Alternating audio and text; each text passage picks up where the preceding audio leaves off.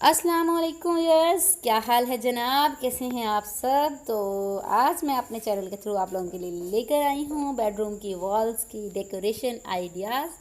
तो व्यूअर्स, आप इस वीडियो को देखें और मुझे बताएं कि आप लोगों को ये वीडियो कैसी लगी है। आप इन डेकोरेशन आइडियाज़ को अप्लाई करें और बनाएं अपने बेडरूम को और ज़्यादा खूबसूरत। बेडरूम हमारे आराम का मस्कन है, तो ये ना सिर्फ आरामदाह होना चाहिए बल्कि अगर ये खूबसूरत भी दिखेगा तो हमारी पर्सनैलिटी पे इसके अच्छे असरात आएंगे, हमारा माइंड फ्रेश फील करेगा और हम अच्छा महसूस करेंगे। तो ये तमाम आइडियाज़ हैं जिनके ज़रिए आप अपने बेडरूम को मज़ीद खूबसूरत बना सकते हैं।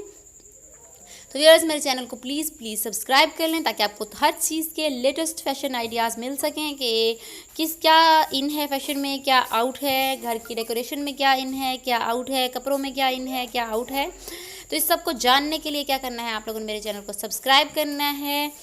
थैंक्स फॉर वॉचिंग व्यूअर्स, मेरी वीडियो को ज़रूर लाइक करिएगा। ओके।